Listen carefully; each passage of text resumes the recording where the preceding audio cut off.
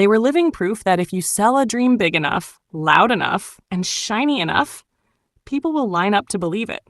They threw parties in penthouses, drove cars straight off magazine covers, and built an empire on the backs of blind trust. But behind every champagne toast was a ticking time bomb, and when it blew, it took fortunes, friendships, and lives down with it. This is the story of how millionaire scammers rose, fell, and left a trail of destruction behind them. The true story behind famous financial fraud. They didn't sneak into the spotlight. They kicked down the door and announced their arrival with fireworks. These weren't shadowy con men lurking in back rooms. They were everywhere. On magazine covers, speaking at business conferences, flashing perfect smiles on private jets. At first, their story sounded like the American dream on steroids.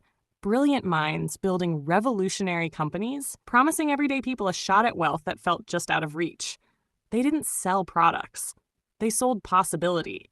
Invest early, they said, and you're not just buying stock, you're buying a seat at the table of the future. Tech breakthroughs, game-changing industries, financial systems that would flip the old money world upside down. It was irresistible. Not just to investors, but to anyone who wanted to believe they could get rich without playing by the old rules. The first wave of backers became their biggest hype crew. They weren't just investors, they were evangelists, bragging about the profits they were making and pulling friends, family, and coworkers into the fold. And why not?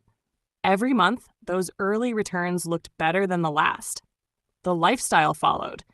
Instagram-perfect vacations, sports cars that roared like thunder, and houses so big they could swallow the average suburban neighborhood whole.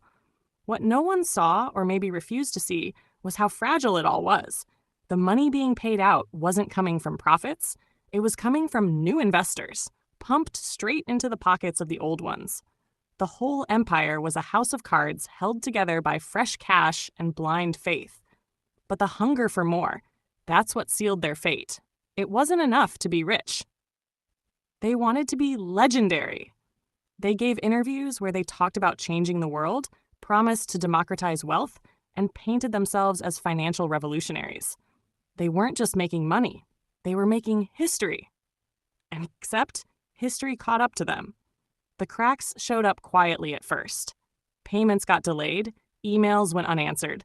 Investors who were promised sky-high returns started asking real questions, ones that didn't have easy answers. Numbers stopped adding up. The flashy launches and influencer endorsements couldn't cover up the growing whispers. And when the regulators came knocking, the house of cards didn't just wobble, it collapsed. The investigation ripped everything open. The companies were shells, the technology mostly smoke and mirrors, and the financials, a maze of fake invoices, recycled funds, and numbers that only existed in glossy pitch decks. It wasn't innovation. It was a lie so big, it felt real. In the end, the courtroom became their final stage. The designer suits were traded for prison uniforms. The private jets for prison transport vans. Investors who once called them visionaries now called them criminals. And those early believers, the ones who brought in their families, their savings, their futures, they were left holding the bag. Some of them rebuilt.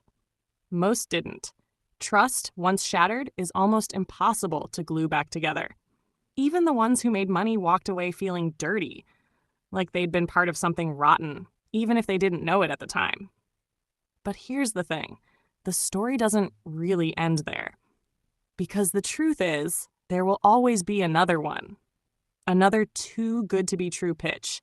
Another charismatic figure selling a dream so irresistible, people will ignore their gut instincts and throw their money in the ring. There will always be someone promising to rewrite the rules and make you rich without risk. That's not just greed. That's human nature. The rise and fall of these millionaire scammers isn't just about fraud or finance. It's about the way we all want to believe that somewhere out there is a shortcut to everything we've ever wanted. And even though we know deep down that shortcuts like that rarely lead anywhere good, we still follow, hoping this time will be different. So the next time someone tells you they've cracked the code to easy wealth, remember this story. Remember the mansions, the supercars, the champagne-fueled parties, and remember how fast it all vanished. Because in the end, the only thing faster than the rise is the fall.